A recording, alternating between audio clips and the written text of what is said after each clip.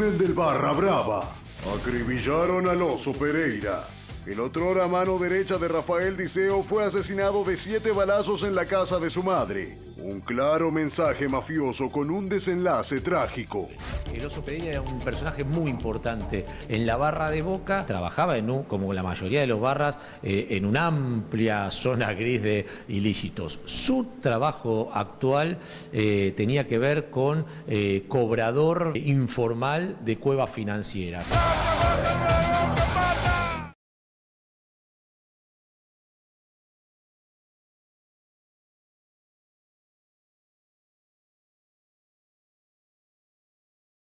Al tiempo, igual que todos, Rafael Diceo, Gustavo El Oso Pereira, Falciño y Martín pasaron. Los hinchas de Vélez estallaron y la 12 contestó.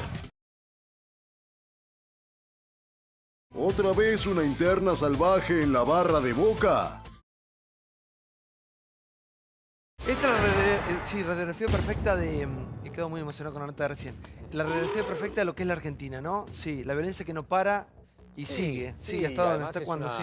Una radiografía de un mundo que en Argentina está muy presente, que es el mundo de la delincuencia, que quizás hoy lo graficamos en el Oso Pereira, pero que está muy extendida en todo, por lo pronto en todo el conurbano, con vínculos y ramificaciones que tienen que ver con muchas otras cuestiones que la violencia en los estadios de fútbol.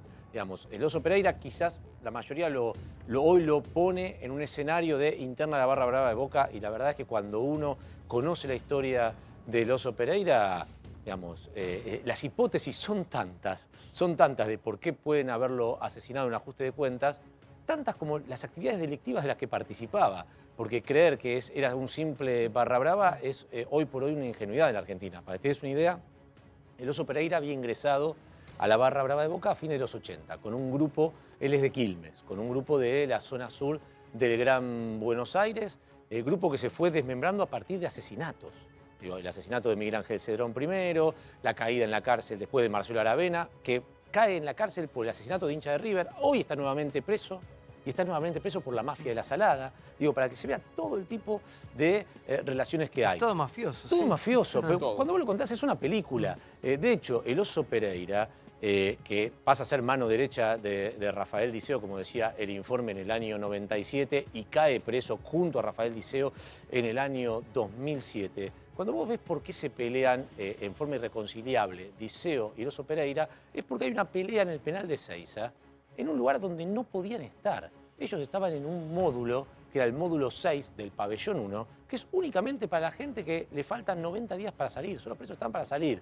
Es un módulo muy confortable, tenían computadoras, tenían teléfono celular, tenían alcohol, les llevaban de vez en cuando a algunas chicas como para que no la pasaran tan mal, y Diceo, después de una pelea que tiene con el Oso Pereira, como si fuera el dueño del penal, dice, bueno, te tenés que ir de acá, vos te peleaste conmigo, ahora te corresponde el pabellón común. Digo, para entender un poco cómo se maneja a grandes rasgos la Argentina.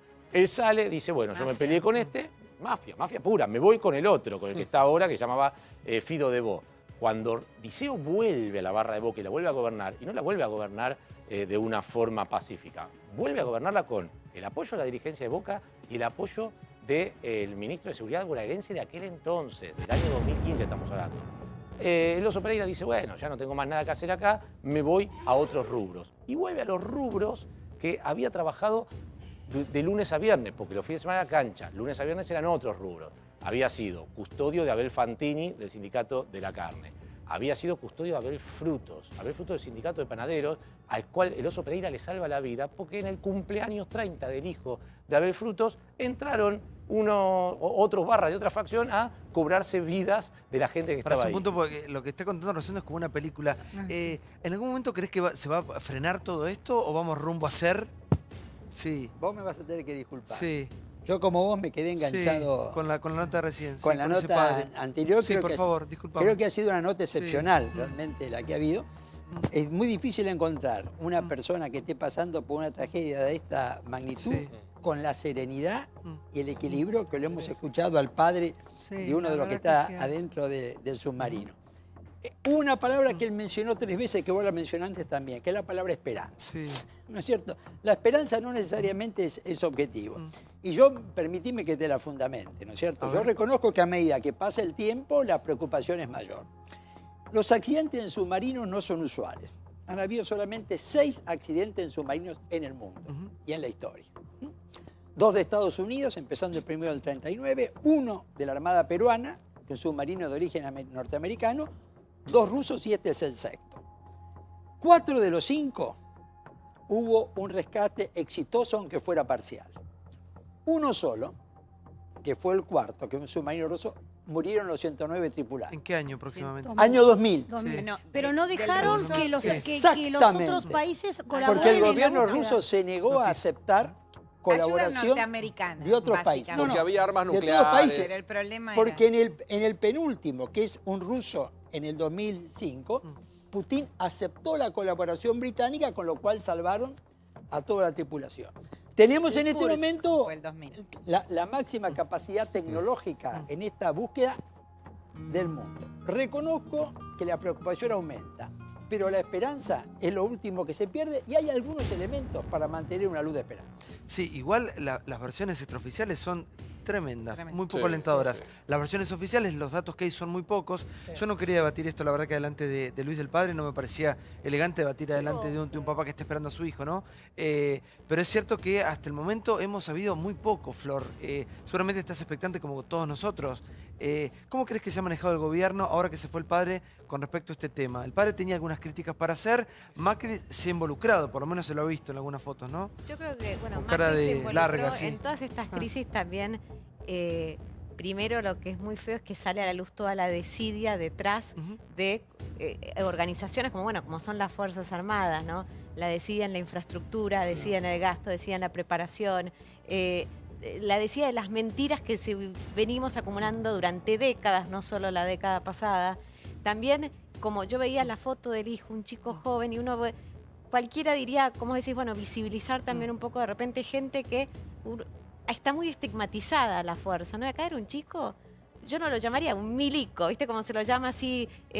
Hay que cambiar un poco la mentalidad del argentino. ¿Y cómo se manejó el gobierno?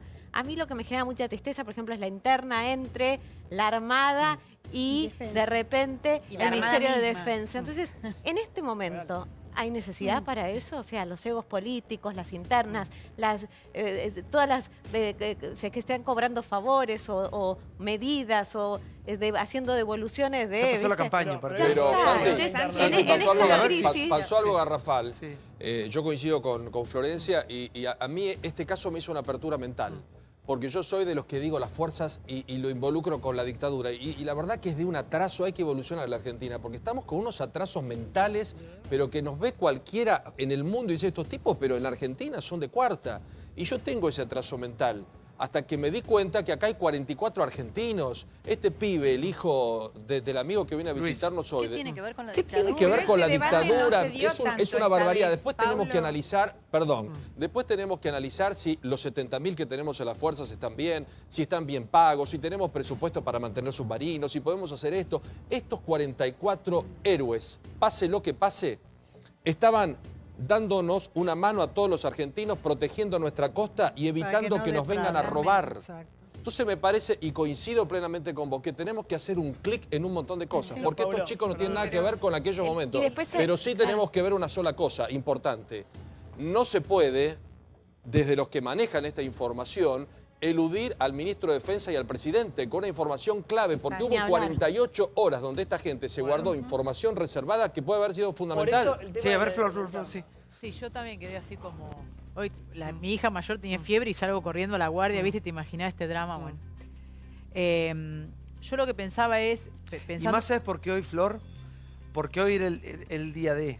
Sí, digamos. claro. Hoy Es nos el habían límite dicho, de los desde que se sabe la noticia, eran 7 días que Sí. supuestamente tenían Total. los recursos, el oxígeno para poder subsistir ahí abajo, ¿no? Por eso hoy es un día muy especial. Pero coincido con Rosendo con lo que decía, cómo habla. Sí, la verdad sí. que...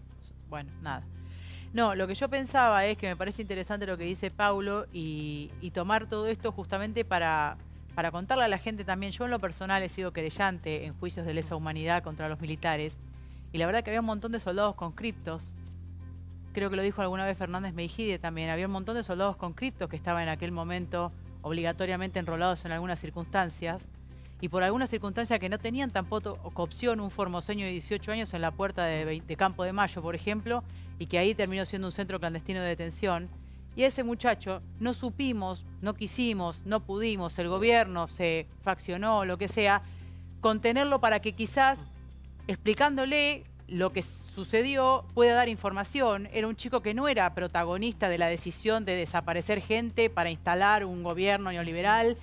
Digo, se trabajó muy parcial en algunas circunstancias y terminamos todos pensando esto, que quizás el hijo de Luis termina siendo, o alguno termina linkeando como que es parte de la Armada, es parte de Macera, ¿no? La verdad que hay mucho por desandar en ese camino. Ese es el debate que nos debemos nosotros. Totalmente, totalmente. Porque eso no es y va a ser muy sanador. La Fuerza Armada no es ni de izquierda ni de derecha, digamos. Es un debate que tenemos a futuro. Ese debate para mí tiene que estar, las generaciones democráticas ya lo superaron.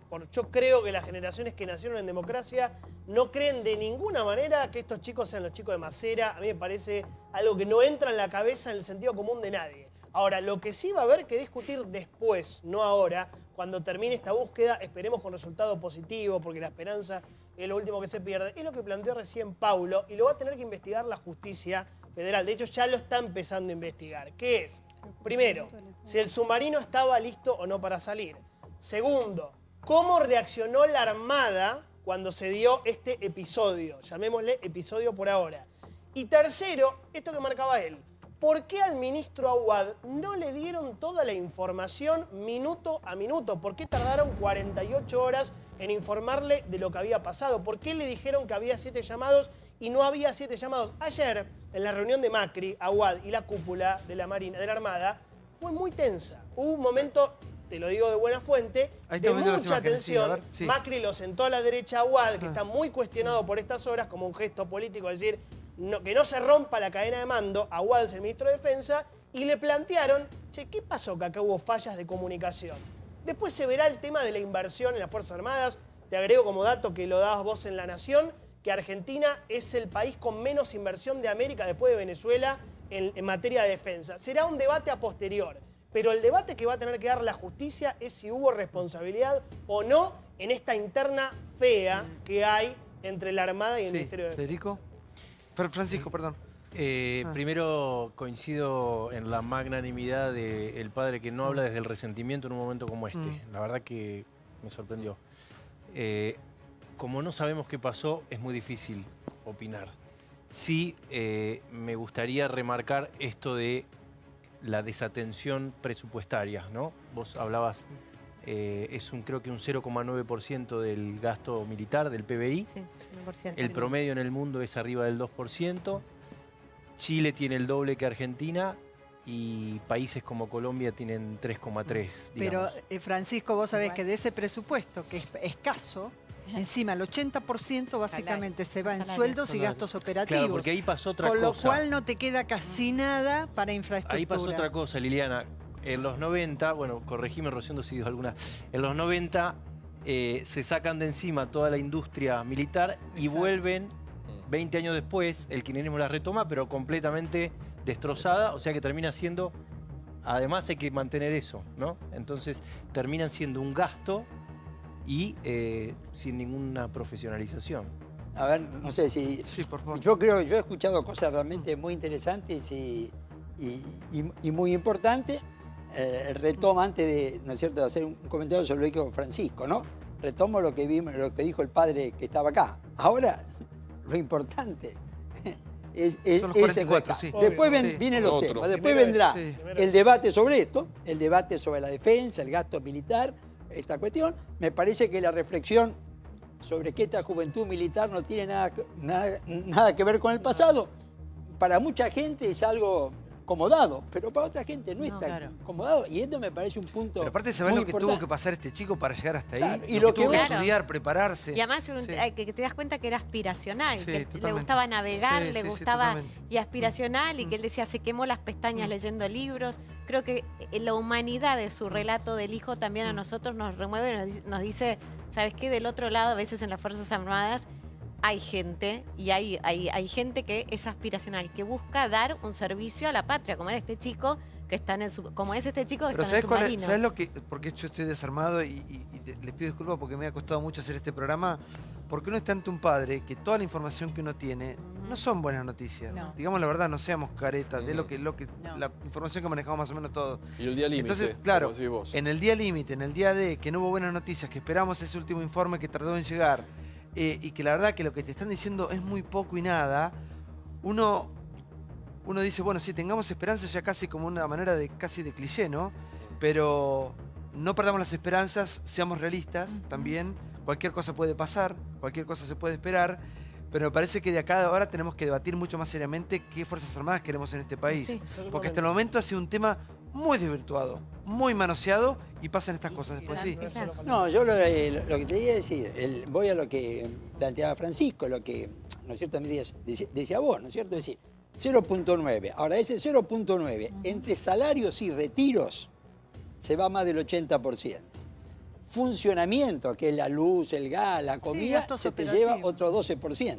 Con lo cual te queda 5% para mantener los equipos, para inversiones y todo eso.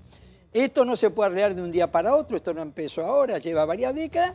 Lo que se trata es, bueno, hacer una definición, fijar prioridades y plantearte una política de largo plazo. Pero además, para todo esto lo que hace falta, y yo siempre pienso, el que está del otro lado, hay que empezar a responder una pregunta.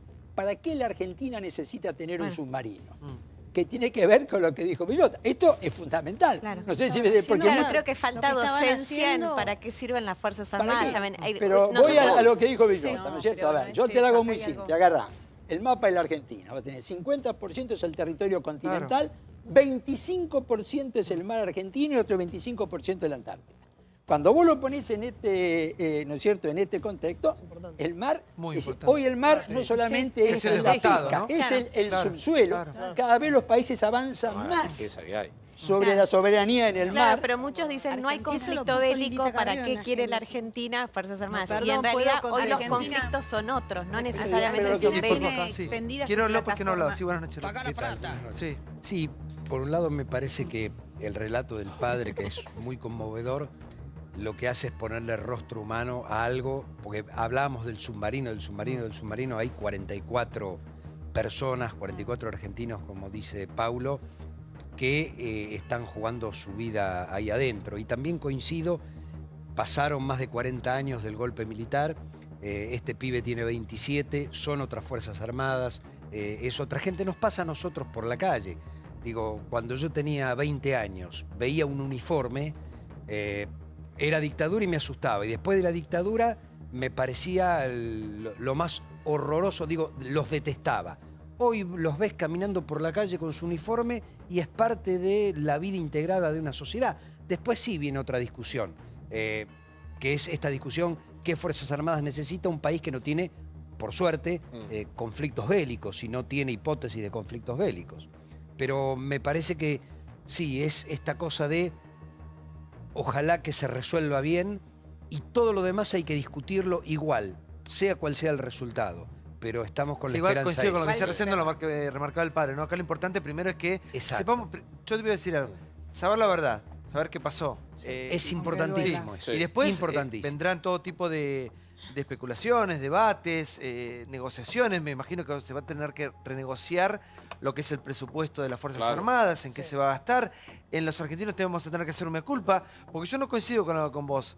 A muchos chicos que andan hoy con sus trajes característicos, con su ropa de fajina, con sus uniformes, con el que sea representativo a la fuerza. Sí, los estigmatizan, los señalan.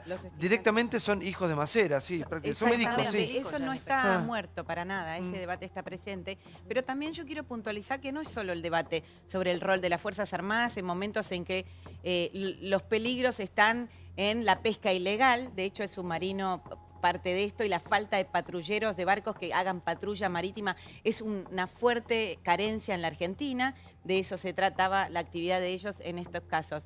Pero hay otro debate, y a mí me gustaría que se dé, y es puntual, y es que este submarino, como el Irizar, empezaron a ser reparados durante la gestión anterior con la ministra Garré, que tenía una mirada muy diferente a los que la sucedieron, porque yo sé que Garré tenía un interés en arreglar el Irizar, tenía un interés en arreglar el San Juan, pero pasaron 10 años, se gastaron presupuestos millonarios. Hay irregularidades que la justicia no ha avanzado en saber por qué robaron tanto en el Irizar y saber verdaderamente si esto no es fruto. Inmediatamente, obviamente que quiero saber lo importante, el gobierno dicen saber qué pasó, pero después investigar. Yo quiero que investiguen.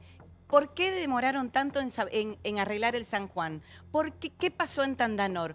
¿Lo arreglaron bien? ¿Estaba en condiciones verdaderamente de salir este submarino? ¿Y el Irizar ahora está en condiciones de hacer la campaña antártica después de esto que vimos? Pancho, sí. No lo sé. La verdad que ahí hay una polémica en los foros navales. Se le echaba la culpa a Rossi en el 2014. Se jactaba de haber recuperado para la industria nacional. Pero según lo que yo vi, la verdad que no desconozco el tema, pero se cumplió con el protocolo. Se pasaron una década arreglando el Irizar. Hay causas. Nadie lo investiga. ¿Qué pasó con el San Juan? Un submarino alemán. Hay ingenieros navales preguntándose por las soldaduras. Verdaderamente la justicia debe investigarlo. Hay un trabajo que está en construcción en el portal que yo dirijo, que tiene que ver con algo que vimos todos, que es el mensaje de los trabajadores de Tandanor que habían hecho las últimas reparaciones de este submarino. Detrás de ellos se ve el proyecto de otro submarino que nunca fue terminado, de otra nave en la que se estuvo trabajando y que quedó inconclusa y que tiene que ver con si se abandonó o por qué se abandonó o cuáles fueron los reales motivos por los cuales no se siguió con el proyecto, como estaba diciendo Natalia. Me parece que es un debate, por supuesto, posterior y que viene, pero que está totalmente ligado. Y una cosita nada más quiero decir de esto que hablábamos de la cuestión humana, ¿no? Estamos tan acostumbrados en los medios a hablar de los jóvenes o a traer a los jóvenes al set de televisión vinculados al delito, vinculados a problemas que tienen que ver con conflictos con la ley o con otro tipo de cuestiones, que también cuando uno escucha, ¿no? Como en este caso estos 44 apasionados, personas que realmente tienen una vocación y una cosa muy fuerte con lo que hacen, ¿no? Un amor por el mar, un amor por... que preparar, estudiar. Estudiar. Y además, pese a todo lo que estamos hablando y a todas las otras contingencias y a los salarios y a los presupuestos y a lo que fuere, ir ahí a entregar su vida porque finalmente, más allá de los resultados, lo que digo es una profesión de riesgo la que eligieron, ¿no? Y también resaltar, ver esas caras y resaltar con ese testimonio tan valioso, con esa nota tan humana que hiciste recién, esas vidas, esos jóvenes, ¿no? Que están replicados en muchas otras trayectorias, ¿no? No sé, muy difícil, quedamos todos conmovidos con este padre porque ya pasaron 7 días. 7 días. La esperanza, obviamente, como decimos siempre, como todos sabemos, es lo último que se pierde, pero exigimos, queremos saber la verdad, sea cual sea. Así que estamos expectantes, hay un país en vilo. Vamos a otro tema que tiene que ver con cuestiones de trabajo por un lado, libertad de expresión, ego periodístico también, repercusiones. Después de que despidieron a Víctor Hugo, esto pasó hoy, siguen las repercusiones del caso. Mirá. ¿Alguien pensó que esta guerra había terminado? La batalla de los periodistas, más viva que nunca.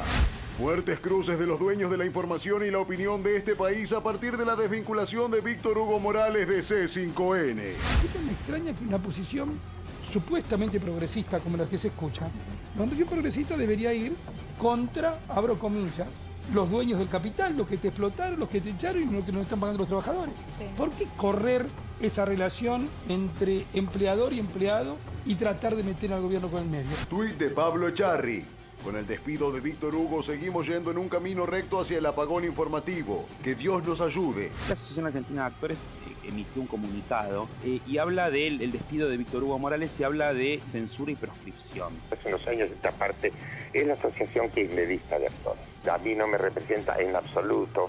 Hablar de proscripción es un disparate que no le cree nadie. ¿Por qué la grita está tan dura? Facebook tiene mucha culpa. Porque toda la gente con la que yo me encuentro, si yo fuera pro Macri, voy a tener a leer noticias pro Macri, mis amigos van a opinar todos pro Macri. Los que son de otro palo, de otras ideologías, que dicen, esta noticia me gusta, esta no me gusta, dice, todo el mundo opina como yo. Yo lo respeto poco profesionalmente. Víctor Hugo era un día el jefe de la barra brava de Boca y al otro día se hizo jefe de la barra brava de River. Un día dijo, la familia Kirchner, el enriquecimiento del matrimonio presidencial, lo llamó el presidente. Yo creo que todavía está afectado por ese llamado. Bueno, a ver, Rosendo, vos que sos un tipo que has visto tanto, ¿no? Sí. ¿Te imaginabas este panorama, esta guerra, lucha de egos, con cuestiones que tienen que ver con cosas muy delicadas, ¿no? Que es la libertad de expresión, la libertad de prensa, la persecución ideológica, si es que hay. Bueno, yo te diría que esto no es la primera vez que sucede, ¿no es cierto?, en la Argentina. Yo te podría citar casos de los años 30, los años 40, ¿no es cierto?, del siglo pasado, ¿no es cierto?, en ese sentido. Sabés que había, en los años 20, 30, 40, había un diario que era Crítica, que era el diario más popular, ¿no es cierto? Además, lo dirigía un señor que se llamaba Botana, donde mezclaba lo popular con Jorge Luis Borges y todo eso. Cuando viene el golpe del 30, ¿no es cierto?, ¿qué es lo que pasa? Entonces, el gobierno de facto de Uriburu la pone presa a la mujer de Botana, que era anarquista. Y entonces, ¿qué es lo que hace Botana? Pone el diario a nombre de General Justo, que era otro general que estaba enfrentado con Uriburu y así salva el diario. Te cito esto como podría haber muchos otros cosas. Sí, lo que te diría, que lo que ha cambiado es esto, no existían los medios audiovisuales. Y el periodista hoy es protagonista de una forma que no lo era, ¿no es cierto?, en el pasado. El periodismo tiene un protagonismo mucho más importante que el que tenía en el pasado. Y el tema de lo audiovisual juega un papel muy importante. Eso exacerbó los egos. Sí. Y en cuanto a la libertad... Te diría, sí, estimado Santiago, que sí. Eso sí. Y Víctor Hugo dice que se están acallando voces, que no hay voces opositoras. ¿Crees que es así? Mira, yo te puedo decir, es decir, el kirchnerismo te puedo decir, no tenemos ningún gran medio de nuestro lado. Y creo que si dicen esto, tiene razón. Pero estamos en una época que la expresión es diversa. Las redes sociales juegan un papel. No me parece que esté cerrada la expresión. Reconozco que la mayoría de los medios importantes hoy no acompañan al kirchnerismo. Claro, lo que pasa el otro día se debatió el tema acá. Y yo me quedé con algo. Ayer escribí una nota en página 12, la titulé Censura y libertad de expresión. A ver. ¿Por qué? Primero, aquí el otro día en el programa se hablaba de la comunicación simplemente como una cuestión de mercado. Y vos señalabas, nosotros nos sostenemos por los avisos publicitarios. Y está muy bien, pero yo creo que no es solo una cuestión de mercado. ¿Por qué? Porque todos los tratados internacionales hablan de la comunicación como derecho humano básico. ¿Esto qué significa? Que el dueño del medio, la línea editorial, el periodista, no tiene derecho a decir lo que quiera, absolutamente, absolutamente. Lo que no tenemos son mecanismos para garantizar diversidad y pluralidad. Lo pensamos en la ley de medios, no logramos el objetivo, claramente. No, si la dirigen hacia la guerra contra un medio, ¿cómo va a haber pluralidad? Por eso estoy diciendo, no logramos el objetivo, no se legitimó la participación de otros sectores que pueden ser chicos, que pueden no tener prácticamente gravitación, pero que permiten la diversidad. Cuando yo fui interventor del Confer, me acuerdo una vez en Inglaterra, el tipo me dice, se nos venció una licencia. Y le digo, ¿y con qué criterio, además de los objetivos, el económico, digo, lo formal, con qué objetivo deciden a quién dársela? Me dice, lo que no haya. Es decir, si hay 2 radios de pop y 2 de rock, yo se la voy a dar.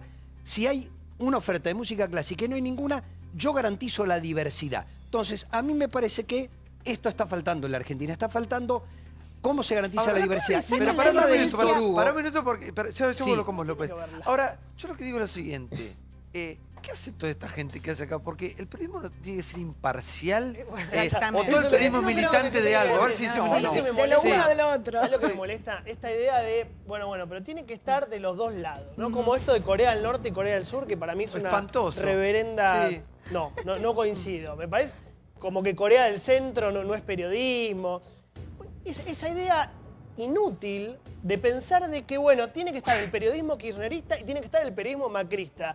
Porque el periodismo no tiene que ser ni kirchnerista, ni macrista, ni masista, ni nada. El periodismo tiene que ser periodismo puro. Entonces, yo creo que esto fue uno de los daños que le hizo la idea del periodismo militante culturalmente al periodismo en la Argentina. ¿Se entiende lo que estoy explicando? Yo creo que, perdón, y cierro el concepto, se habló tanto del periodismo militante que muchos se terminaron convenciendo de que entonces tiene que estar el macrismo, el kirchnerismo, el masismo, y la verdad que no. El periodismo, ¿cuál es el desafío que tiene? Es salir de la lógica militante, salir de este egocentrismo insoportable y alejarse de todos los factores de poder y de presión. Creo que no creo que sea misión del gobierno garantizar la pluralidad de voces, sí no meterse, digamos. Creo que la libertad pasa por ahí, por no meterse. A Víctor Hugo Morales, a Cristóbal López nunca le preocupó el periodismo, de hecho por eso lo echó a Longobardi.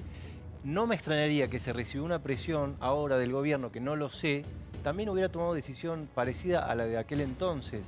No tenemos el dato de que alguien lo haya llamado, pero no me extrañaría porque en realidad lo que hizo siempre fue política. Entonces ese es el problema cuando deja de importar la verdad. Nunca le importó la verdad a C5N. Ese es el problema. Santi, un pequeño quiero señalar esto. Por ejemplo, un dato de La Nación. Yo te voy a decir algo. Una cosa es el periodismo y otra cosa es la línea editorial de los dueños de los medios. Digo, cuando el diario La Nación escribe un editorial en favor de la dictadura militar, ¿qué hizo la redacción? Salió con un cartel diciendo no estamos de acuerdo. Eso es libertad periodística. Claro, pero eso es libertad. Por ejemplo, si Víctor Hugo Morales hubiera estado escribiendo en Le Monde, no lo hubieran podido echar por la causa que lo echaron, porque le dijeron que era directamente por una cuestión ideológica. ¿Por qué? Porque hay reglas de juego. Yo no digo que el gobierno tiene que hacer, lo que digo es, deben existir reglas, no que le garanticen a Juan Pérez o a Víctor Hugo, sino que garanticen la pluralidad o la mayor pluralidad posible. Qué bueno este reconocimiento, que venga de una voz K. Porque cuando ustedes estaban gobernando y cuando estábamos con la bendita ley de medios, yo no nací con los Kirchner, yo nací antes. Pero trabajaste mucho, no, ya sé pero que te voy a tirar un datito. Pero, perdóname, ¿Vos Gustavo, sabías que el gobierno de la Rúa, Gustavo, el 19 de diciembre del 2001, me manda un fax diciendo, como interventor del Confer, que prohíba las transmisiones en vivo de la Plaza de Mayo? Y yo dije que no lo iba a hacer nunca, absolutamente nunca. A lo que voy, perdón, Natalia, mucho antes, ahora 10 ustedes años dan antes. cátedra, pero ustedes, que hablan de pluralidad y que hablan cómo hay que licitar, trajeron a Spolsky, trajeron a Garfunkel, trajeron a Ferreira de Electroingeniería, trajeron a Cristóbal López y a De Sousa. Yo no lo defiendo, me parece que ustedes no son los que están en contra de la igual cátedra. me parece que perdemos si yo estuviera inhibido para hablar, no me invitarían al programa. Punto número yo no digo que estés inhibido. Punto número dos. Punto número dos. Pero dan cátedra. No doy cátedra. Yo digo lo que debe ser. Si vos me preguntás cómo se manejó, mal se manejó. Muy bien. Mal se manejó. manejó. Me gusta. López, muy igual bien. yo creo que acá el tema, que todos tenemos que bajar decibeles, es en considerar al otro enemigo. Me parece que no hablé, hablé de enemigo. No hablé de enemigo por vos. Me parece que en general esto hablar de como si fuesen bandos, Rosendo, me parece que perdimos todos, ¿no? Bueno, viste, esa idea que se usó mucho el año que es polarización, bueno, yo creo que eso es lo que hay que evitar. Yo creo que el periodismo, como dijo Jonathan, ¿no es cierto?, tiene que tratar de decir la verdad. Digo tratar porque la objetividad absoluta en el ser humano no tiene. También lo que yo digo, el periodismo tiene que pensar, una cosa es la información, otra cosa es la opinión, otra cosa es la conjetura. Cosa que a veces... pero los hechos son sagrados. Está bien, pero... No pueden desaparecer los hechos. Ahí me parece un planteo que es de por sí falso y que tiene que ver con que la caída de muchos medios de comunicación proviene de una orden y no de un desfalco o de un mal manejo de quienes administraron esos medios. Acá no se han sacado licencias ni señales por una cuestión de cuáles eran los contenidos que esas señales emitían. Esto no ha ocurrido y eso es censura, efectivamente. Exacto. Y por otro lado, sobre la independencia o no independencia, todos los periodistas somos dependientes de ¿qué? Primero de nuestra conciencia, primero. Segundo, somos los que salimos a la calle, ponemos la cara y somos los que tenemos que dar la cara durante toda nuestra vida. Porque nosotros toda la vida vamos a ser reconocidos como los periodistas que dijimos tal o cual cosa, que estuvimos en tal o cual lado. Tercero, nosotros somos dependientes de los compromisos ideológicos que tengamos. A vos te puede importar mucho, por ejemplo, recién lo acabas de contar, o te pueden movilizar mucho todas las cuestiones que tengan que ver con los niños, con los jóvenes, las cuestiones que tengan que ver con los padres, con la educación, a otro con el medio ambiente, a otro con la ecología, a otro con la economía. Bueno, cada uno tiene esa dependencia. Ahora, la cuestión es la libertad. Y la libertad se ejerce, no es que te la manda tu dueño y dice, che, podés ser libre. No, flaco, vos sos libre y si por ser libre te quedás en un laburo, con otro laburo, un tiempo, no sé, por ser libre te quedás sin trabajo, qué sé yo, pero estás ejerciendo tu libertad, Flor. eso no te lo puede coartar nadie. Gran periodista, Flor. No, yo en gran medida coincido, además coincido que el que hace buen periodismo va a tener trabajo siempre. O capaz algún tiempo no, o pero te sea, la tenés que bancar. pero el que hace buen periodismo es reconocido como tal y va a tener buen trabajo siempre. Por ahí en el caso de Víctor Hugo Morales, que era un periodista muy reconocido, de repente se transformó en un opinador, o sea, y bueno, y estás bajo la regla del juego, hoy te toca estar y te toca no estar en función de la tendencia del momento. Igual hay periodistas muy buenos que no tienen laburo porque justamente el mercado Pero yo también sí creo que, bueno, hay una crisis en la profesión para todos. La verdad que la profesión se está achicando, pero para todos, sí, es verdad. Para el bueno, para el malo, para el mediocre, para el opinador, para todos. Creo que los periodistas tenemos que replantearnos cómo va a ser nuestro trabajo futuro, porque hoy cualquiera con una red social tiene más credibilidad a veces o más llegada que cualquier periodista que está detrás de la noticia. Pero no coincido con eso. Primero coincido en parte con Pancho, con Francisco, que el Estado no tiene que financiar al periodismo. Acá tenemos que generar un mercado genuino. Lo que pasó en el último tiempo es que hubo un mercado inflado y ya de por sí se exacerbó una crisis de una profesión que está en crisis en el mundo. Acá en Estados Unidos se están dejando de publicar los diarios papel. Se están empezando a ver qué modelo de negocios hay, porque no dan plata a los medios. Entonces... Ya seguimos. Gracias, Flor. ¿Te quedas un minuto, Flor, para hablar del tema de las barras, que lo pasamos por arriba? Ha sido un programa muy Que Gravia repita todo, está buenísimo. Pero aparte, Gravia te nombra hasta los familiares de los primos son. La fiesta de cumpleaños de la hija Bueno, del bar. ya nos metemos con un tema muy sensible, muy delicado. Vamos a ahora un par de consejos. ¿Viste que le había dicho Federico Acoso? ¿Tu primo Federico Olivera? Sí. Mirá vos. A lo que de Monicayo también. Son parecidos. Claro. Son parecidos. Uno formal y el otro más hipón. ¿Cuál es cuál? Gracias, Pancho, Rosendo, Flor, muchas gracias por estar con nosotros. Gracias, Gracias, López, por estar. Flor, vos te quedas un minuto más. Bueno, un tema que por otra cosa quedó trunco, que es el tema de los barras, ¿no? Violencia, barras y muertes. El asesinato del Oso Pereira. Flor, sí, discúlpame que en ese momento no te di para hablar y quería hablar con vos, sí. No, bueno, primero que yo creo que todos los barras son delincuentes, todos los barras son delincuentes, utilizan el parabanalla como vidriera para ofrecerse, después para hacer los trabajos. Creo que están, digamos, por más que yo escucho a algunos diciendo tribuna segura, tienen el mismo poder que tuvieron siempre y quienes le dieron la pelea real terminaron afuera del fútbol. Vila, el dueño de acá, que lo sigue desde siempre, en 2012 se fue a Independiente Rivadavia por la violencia. Lewin en Temperley hace 2 o 3 años se fue de Temperley justamente por la violencia barra. Bueno, Independiente ya saben de nuestra pelea.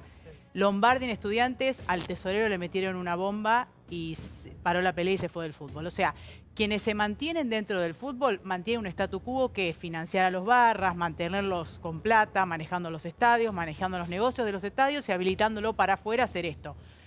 Cueva financiera, droga, secuestro, todo. Ahora, la decisión es política, pero también dirigencial y de todos nosotros. Los barras son delincuentes, organizados e impunes. Y te pongo un ejemplo. A Bebote Álvarez lo detuvo Carzoglio, el mismo juez que lo detuvo en 2014 y lo liberó. ¿Sabés quién era Carzoglio? El director del cementerio de Cacho Álvarez. ¿Cómo llegó a juez?